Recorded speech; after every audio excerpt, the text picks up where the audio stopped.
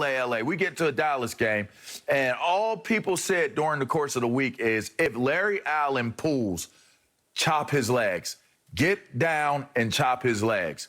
I come from linebacker U. I'm not doing no chopping legs. I'm not going down. I'm not bowing down to the pressure of people talking about this guy that's an offensive lineman god for the Dallas Cowboys. Well, we get into the game.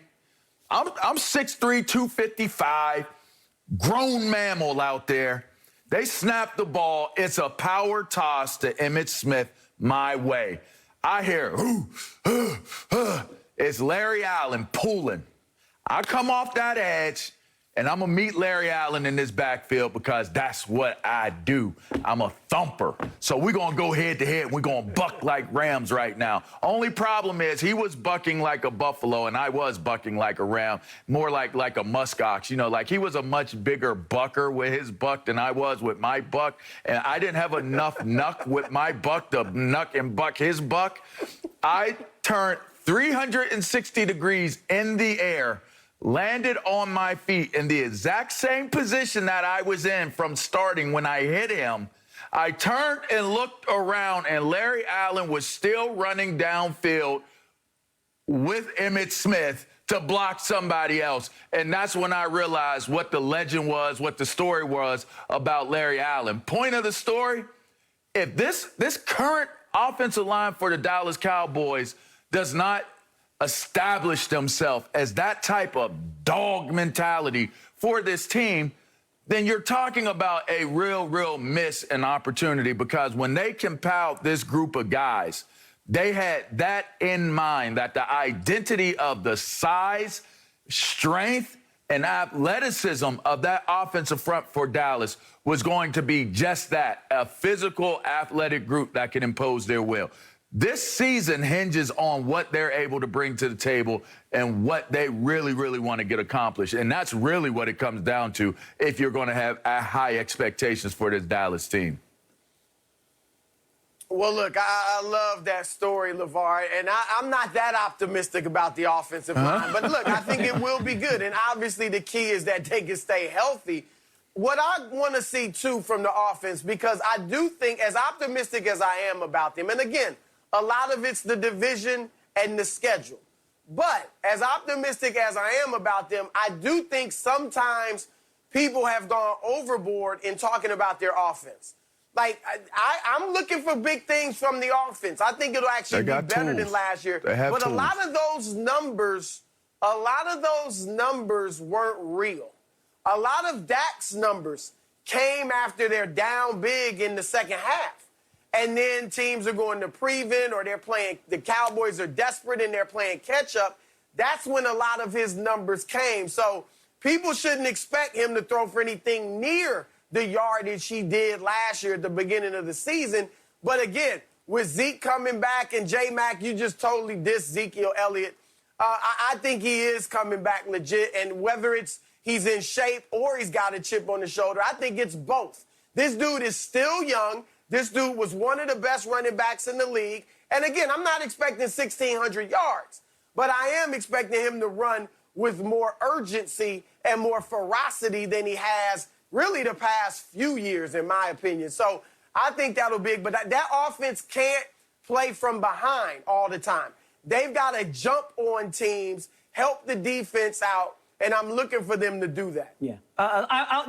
So I don't get crushed on Twitter from the Cowboys mob on Ezekiel Elliott. Oh, his offensive line was hurt, Jason. Listen, I know this, you jabronis. Okay, Tony Pollard was running behind that bad offensive line last year as well. Put up way better numbers than Ezekiel Elliott. But let's focus on the defense. Weren't bad. They were better. 4.9 yards per carry to 4.3. You go on down the list. Tony Pollard was better last year. His overall numbers were, it was, 400-some yards on the year. LeVar, you're a defensive guy. Let me just focus on the defense for a second. It's a good 1-2 combo. Every single level has a lot of new players, okay? You're talking about linebacker, you're talking about secondary and defensive line.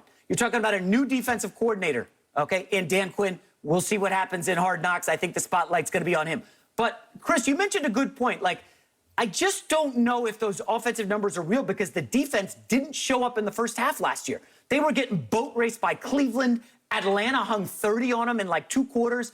this is a defense that I don't care how good the offense is. If you can't stop a nosebleed like the defense last year, how on earth are you going to contend in a weak division? We would agree, guys, that this is the weakest division in football, right? The New York Giants are non-factors. Okay, the Philadelphia Eagles are rebuilding.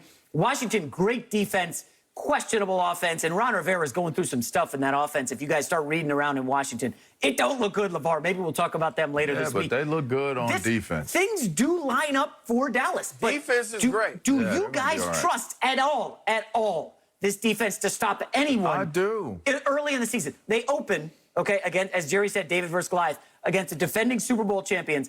Just want to remind you guys, Tampa Bay returns every offensive starter from an awesome team last year. LeVar, they're in deep trouble in the first 2 weeks. That young man they keep showing 94, DeMarcus Lawrence, let me tell you something about that guy right there. He is a bona fide stud. 11, Stick City, it is a place.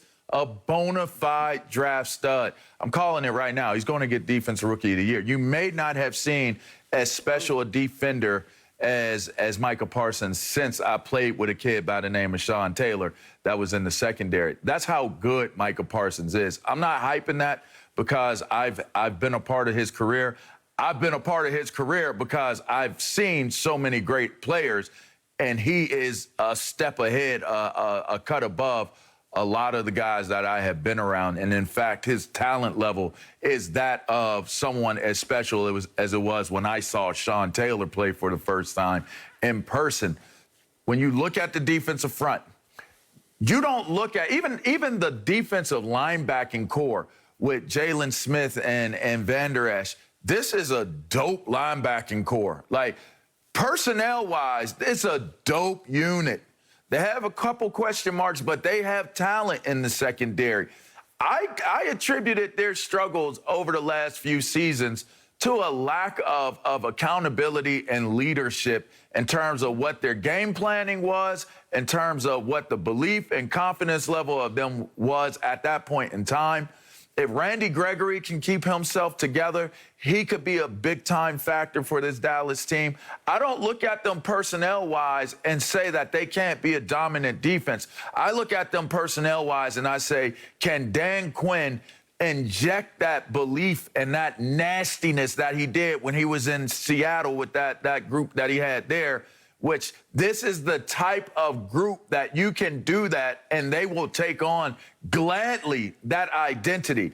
If you get them flying around the way they were flying around in Seattle, because in some positions you may have better players than what he even did have when he was in Seattle during that point in time. Maybe not in the secondary, but up front, he has the potential to have a dominant group. And if he can get them moving, keep things simplified, make the schematics of the defense where they can move fast and play physical, they can really be an effective group. I look for them to be a vastly changed and improved unit from what they've been in the past. What an optimistic, I mean, I'm not trying to be optimistic. Are you kidding me? Seattle went to how many Super Bowls with the Legion of Boom? Dan Quinn's got that kind of talent, LeVar. Come on. He does. I mean, look at him. Take a good look at their roster. Look at their resumes. Look at the DNA and Randy of them. Gregory. You're really relying on those two guys. Unreliable the last few years. DeMarcus Lawrence is a dope edge. No doubt. You have 3 linebackers that are perennial Pro Bowlers or all pros, and you have some good corners, and you added a pretty good safety in what you got going on. You added a pretty good corner. Listen, they are going to be, I think they'll be okay on defensive side of the ball. Yeah. Broussard, I joked that Dallas, on an FS1 show last week, Dallas has 99 problems. Dak Prescott's not one of them. It's funny. We've talked about 15 minutes here about the Cowboys, and we're all not concerned about Dak coming off the big injury. Broussard, I'm going to ask you this. Like, this is a guy who had a gruesome injury last year. He's now complaining about shoulder soreness from carrying all that money that he got from Jerry Jones in the offseason. Should we be concerned about Dak Prescott? Well, look, as far as the shoulder, I'm not overly concerned about it. I just don't want it to be something that lingers all year. This is the type of injury that, yeah, he could play through.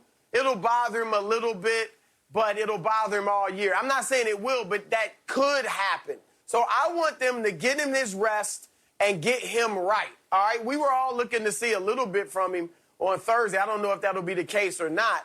But they've got to get that shoulder right. If his shoulder's right and he's physically fine, then I like Dak. I've long said he's got all the intangibles. He's a winner. He's a leader of men. They love him in the locker room. He can galvanize those guys. He's